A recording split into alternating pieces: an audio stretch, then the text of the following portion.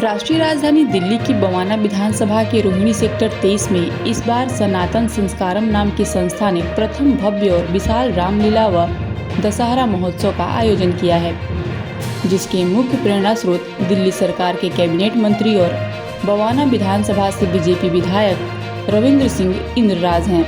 इस भव्य रामलीला में हर रोज कई बड़े नेताओं, अभिनेताओं, खिलाड़ियों और समाज के जाने माने प्रतिभाशाली लोगों के आने का सिलसिला लगातार जारी है। इसी कड़ी में रामलीला के चौथे दिन यहां नई दिल्ली से बीजेपी सांसद बांसुरी स्वराज पहुंची और ओलंपिक में कुश्ती में पदक जीतकर देश का नाम रोशन करने वाले पहलवान रवि दहिया व दीपक पुनिया ने भी शिरकत की और मीडिया से मुखातिब हुए।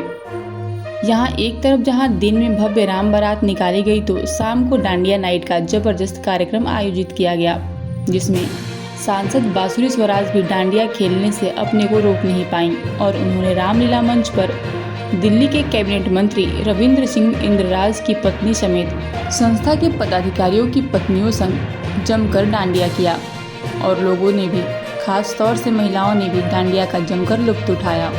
जीएसटी रिफॉर्म्स से रोटी को कर मुक्त करने वाले दुनिया के और भारत के पहले प्रधान सेवक हैं नरेंद्र मोदी।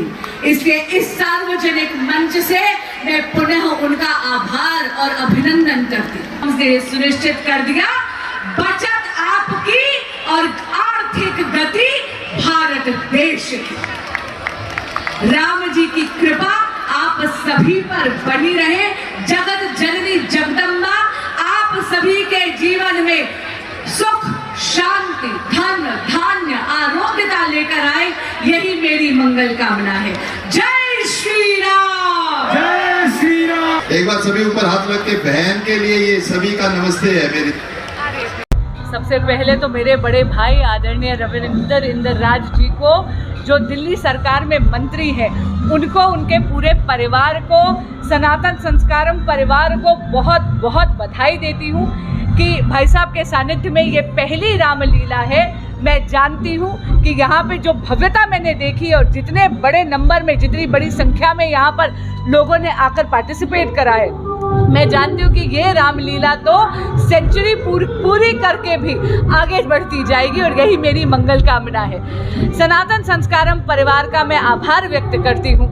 वो जो एक केवल रामलीला का मंचन ही नहीं कर रहे, वो ये सुनिश्चित करते हैं कि सनातन संस्कृति जो शाश्वत है, सतत है, उसकी निरंतरता बनी रहे और ये जो राम कथा के मंचन से और कथा के श्रवण पाने से अगली जनरेशन में भी सनातनी संस्कार आगे दिए जाएं, इसके लिए मैं उनका बहुत धन्यवाद करती हूँ। आप कितनी जरूरी समझते हैं, आपने जो नई जनरेशन की बात की, कितना जरूरी समझते हैं रामलीला मंचन को, जो है न्यू जनरेशन को संस्कारों से संस्कृति जोड़ने के लिए? जी बिल्कुल, क्योंकि सनातन संस्कृति हमारी पहचान है, हमारी शान है, हमारी मान आन और आन बान है।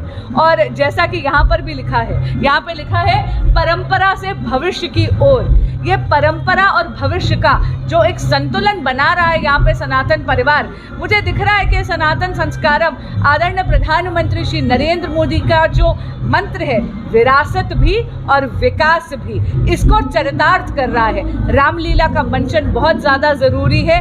बच्चों में सनातनी संस्कार राम कथा के मंचन से जाए तो एक बहुत रोचक तरीके से वो संस्कार ग्रहण करते हैं। धन्यवाद। बिल्कुल, पहले तो सभी को नमस्कार। और आज मैं रामलीला में आया हूँ सनातन संस्कारम में। बड़ा अच्छा लगता है जब कोई ऐसे सवाल होते हैं, क्योंकि देखो जो हमारा युवा है वही हमारा देश का भविष्य है और बिल्कुल हमारे को मतलब सनातन की तरफ जाने की मतलब बहुत ज़्यादा ज़रूरत है और सरकार इस पर काफ़ी काम कर रही है। और मैं खिलाड़ी होने के नाते मैं हमारे जो मंत्री जी हैं इंद्रराज जी, उनका भी बहुत धन्यवाद करता हूँ कि वो एक ऐसे मंच बना रहे हैं कि जैसे रामलीला होती है तो उसमें भी एक खिलाड़ियों के लिए स्पेशल एक दिन होता है, या फिर एक दिन खिलाड़ियों का, एक दिन अलग अलग कलाकारों का होता है। तो बड़ा एक बहुत ही अच्छा कदम है और जिससे जो हमारा देश है वो काफ़ी आगे बढ़ेगा। युवाओं को क्या संदेश देना चाहिए? सभी को मैं यही कहूँगा कि आप सुबह शाम मेहनत करें और नशे से दूर रहें और अपनी जो संस्कृति है उसको अपनाने की कोशिश करें। ठीक है, थैंक यू।